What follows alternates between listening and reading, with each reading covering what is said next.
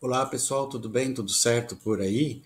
Vamos falar um pouquinho das representações em pintura que existem antes do Concílio de Nicéia. Será que existe alguma pintura? Existe alguma gravura em pergaminho ou em outro material encontrado que seja datado antes do Concílio de Nicéia em 325?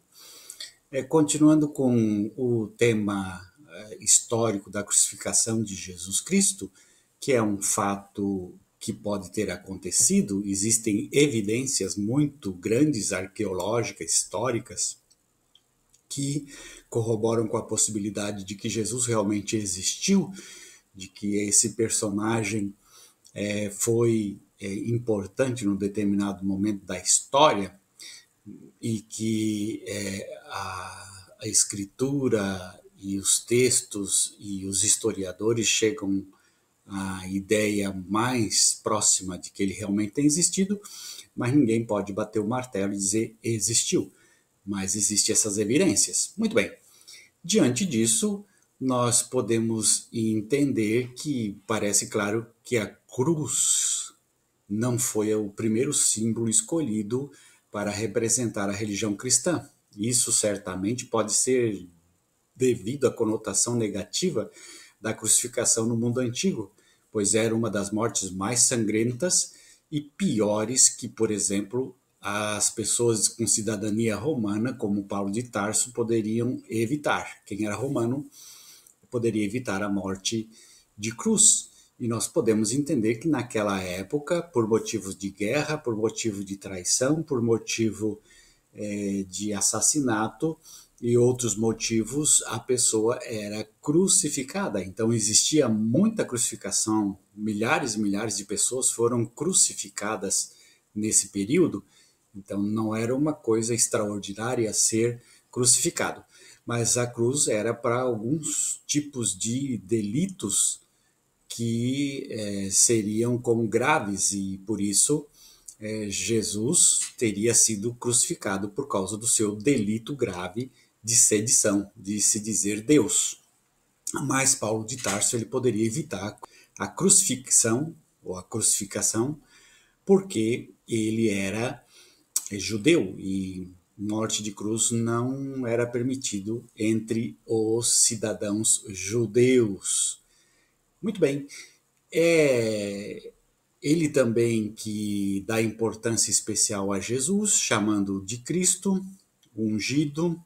Foi um tanto surpreendente descobrir uma pichação no século II em um antigo muro da cidade de Roma, onde um servo ou um escravo zombava de outro homem chamado Alexamenos por ser cristão e seguidor de alguém que havia morrido crucificado.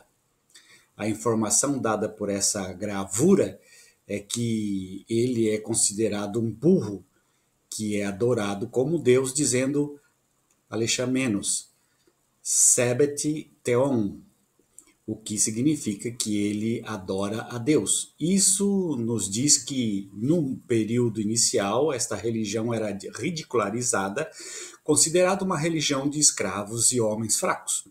Os romanos, naquela época, deviam ter em mente as execuções que praticavam em escravos. Também é impressionante que se trate de uma cruz latina e não uma cruz judia, que mais tarde foi adaptada como símbolo oficial dos cristãos e que também pode estar relacionada à crucificação. Na verdade, os primeiros cristãos não eram identificados pela cruz, mas pelo sinal do peixe. Isso porque essa figura em grego coincide com ictus, que significa Jesus Cristo, Filho de Deus Salvador. Esse símbolo aparece constantemente antes do século III e é encontrado em catacumbas e igrejas cristãs primitivas. Foi com a chegada do cristianismo oficial, com a conversão do imperador Constantino em 311, que surgiu o cristão e o símbolo do sálvio, do qual alguns historiadores derivam a verdadeira forma da cruz. A historiografia oficial, por outro lado, deriva a cruz da palavra Cristo, que em grego é escrita criptus e, portanto, as duas primeiras letras. Não há dúvida de que este formato era muito mais aceitável para os romanos, que estavam acostumados com suas bandeiras aladas e com raios.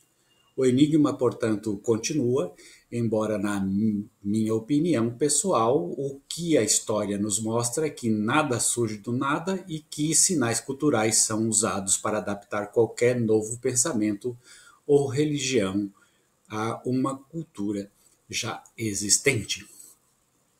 Um grande abraço. Tchau, tchau.